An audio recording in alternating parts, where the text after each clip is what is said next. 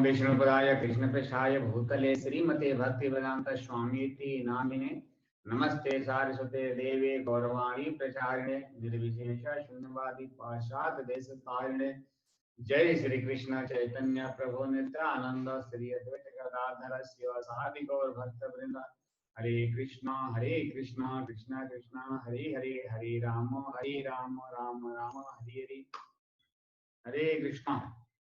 अध्याय 2 और 11 में हम लोग सुना था, भगवान उसमें बोलना चालू किए थे कि अर्जुन तुम जो पांडित्यपूर्ण वचन बोल रहे हो, लेकिन करने के टाइम में जो तुमको सोचने के लायक नहीं है, जो सुख करने वाला नहीं है, उसके लिए तुम सुख कर रहे हो।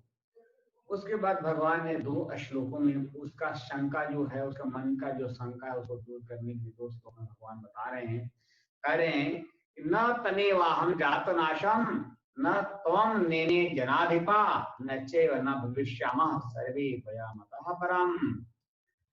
कह रहे हैं कि ऐसा कभी नहीं हुआ कि मैं ना रहा हूं या तुम न रहे हो अथवा ये समस्त राजा लोग न रहे हो, और ना ऐसा है कि भविष्य में हम लोग नहीं रहेंगे। तो ये श्री परिवार में अपने तात्पर्य में लिखते हैं कि भगवान बता रहे हैं कि यह जो शरीर है यह ऐसा नहीं है कि अभी शरीर में क्या होता है, जब जन्म होता है तो धीरे धीरे बढ़ता है। शरीर में 6 प्रकार के परिवर्तन होते हैं, लेकिन आत्मा में कोई परिवर्तन नहीं होते। कह रहे हैं कि ये ऐसा नहीं है कि मैं नहीं रहा हूं, न तुम न रहे हो, और न ये जो सारे लोग जो राजा लोग जनाधिपा, ये राजा लोग जिसको देख रहे हो ऐसा नहीं है, तो लोग ये लोग नहीं है। ये भविष्य में भी थे और वर्तमान में भी हैं और भविष्य में भी ये रहेंगे।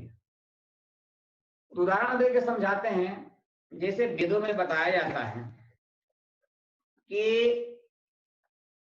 नित्यो नित्यानाम चेतन चेतनानाम एको बहुनाम यो विदधातु कवान तमातम अस्थम ये नुपश्यन्ति धीरास्तेषां शांति शाश्वतीं नेतरेषः।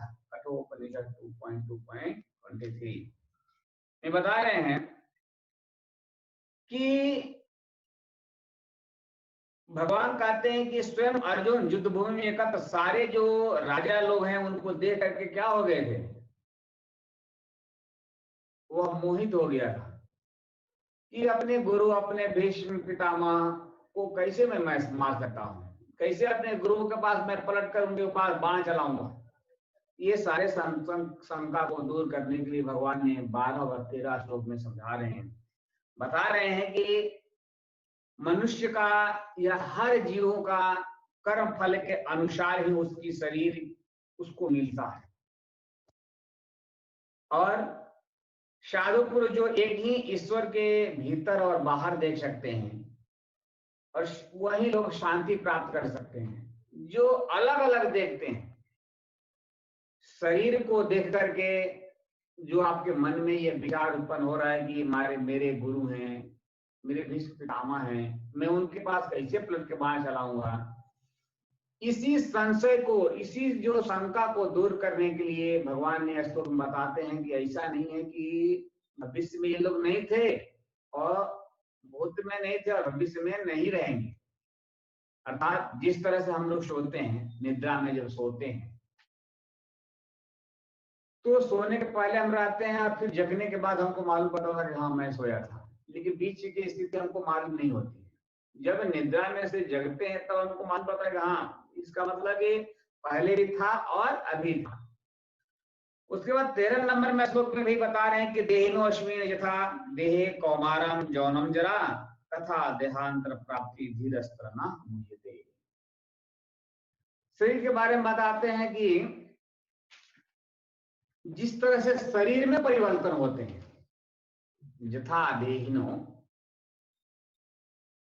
शरीर में क्या होता है, बाल्यावस्था होता है, फिर तरुण अवस्था होता है, फिर वृद्धावस्था होता है। ये हमेशा क्या होता है, बदलता रहता है, यानी शरीर जो है बदलता रहता है। और जब मृत्यु होती है तो फिर जैसे आत्मा कहाँ चला जाता है, दूसरे शरीर में प्रवेश कर जाता है। इसीलिए बताते हैं कि जो धीर पुरुष है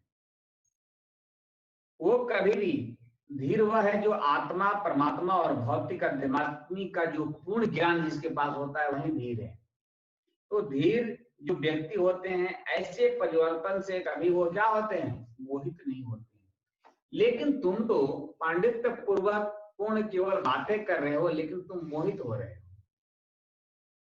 क्योंकि जिस तरह से भविष्य में लोग नहीं रहते हैं, जन्म होने के पहले भी तुम नहीं थे, अभी हो और भविष्य में भी नहीं रहोगे।